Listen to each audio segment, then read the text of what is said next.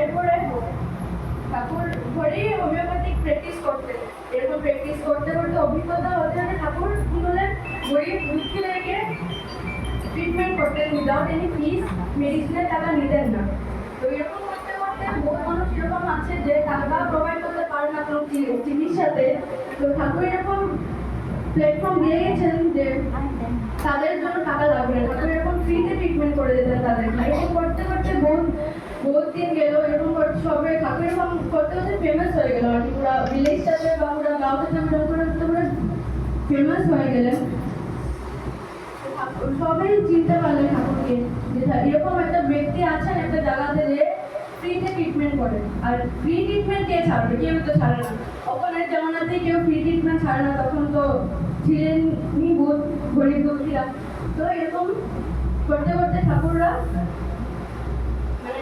এরকম করতে করতে মানুষের কমিউনিকেশনটা স্ট্রং করে দিয়েছেন, যে আমাদেরকেও বলে গেছেন যে খালি টাকা দিয়ে বহুত কিছু হয় না, মানুষের সাথে বহুত রকমের কমিউনিকেশন স্ট্রং করতে লাগে, বন্ড স্ট্রং করতে লাগে, যেন আমাদের কোনো কারণে কোনো জায়গাতে যদি প্রবলেম ফেস করি তাহলে মানুষের বলেই যেন আমরা বেরিয়ে আসতে পারি।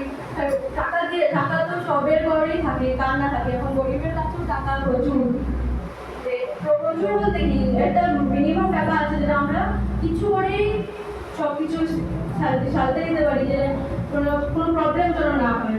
ঠাকুর এটা বলেছেন যে খালি সব কিছু টাকায় হয় না, মানুষের সাথে যত বন্ডিং স্ট্রং হতে পারবে, মানুষের একটা অ্যাটিটিউড থাকে যে আমার কাছে টাকা আছে ও ওদের কাছে কেন যাবো, কেন কি ও আমার সাথে কথাই বলে, অত অ্যাটিটিউড ওর, অত অহংকার ওর, ও আমার সাথে কথাই বলে না, তো টাকা দিয়ে কি করবো?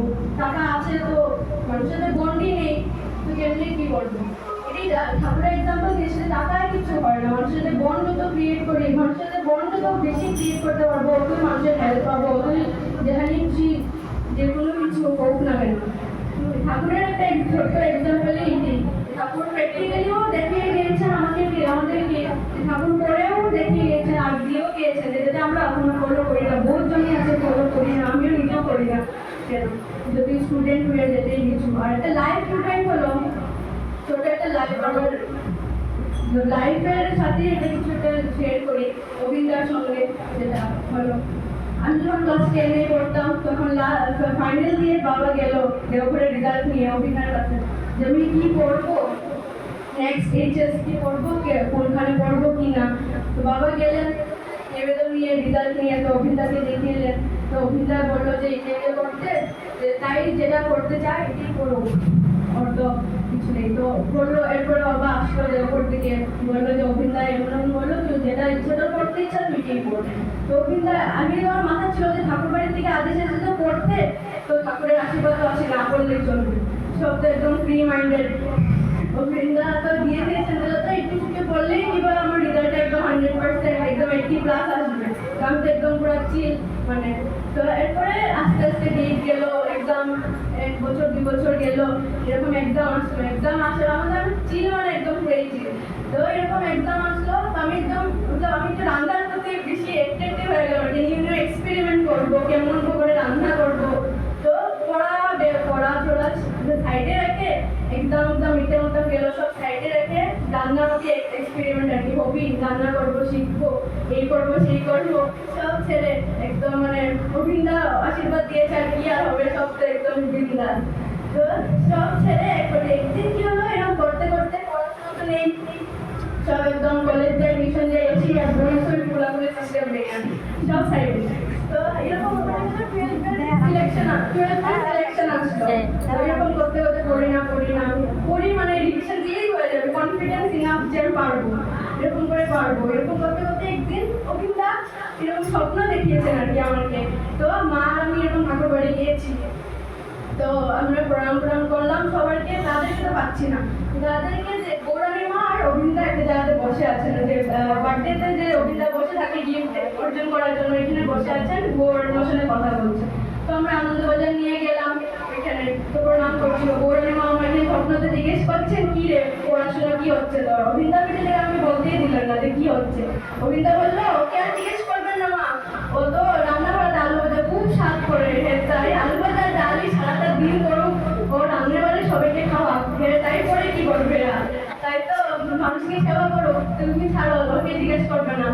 গৌরানী মা হাসছেন। সাইডে। এরপরে আমি ফট করে ঘুম ভেঙে গেল। এরপরে মাকে বলছি আমি হাসবো না সিরিয়াস হবো পড়াশোনা নিয়ে, আবার এটা তো আমার হাতেই নেই। এরপরে 2-3 দিন গেল, আমার কনফিডেন্স তো সেই একদম 100% কনফিডেন্স যে অভিন্দা আছে, আর কি টেনশন, কিছুই টেনশন নেই। তো এইগুলি করতে এরপরে রেজাল্টটা যেরকম কনফিডেন্স ছিল যে এক্সামের আগে যে রিভাইজ করলেই হয়ে যাবে সব, এরকম তো কিছুই হয়নি। রেজাল্ট যতটুকু 80% আসতে লাগে, এখানে 60% খালি সিলেকশনে।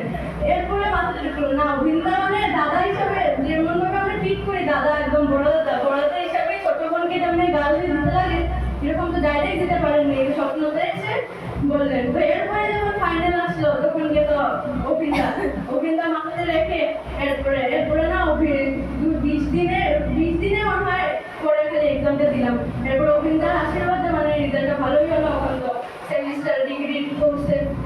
তো এটাই মানে খালি নিবেদন দিলে আর অভিন্দা এটা করলে তো আর হবে না, নিজে যদি কর্ম না করি তাহলে তো অভিন্দা তো দেবে পিঠে একবারে গেলা হাঁটে। এটাই আর কি মানে নিজের অভিজ্ঞতা বললাম আর কি, যেটা কি হয়।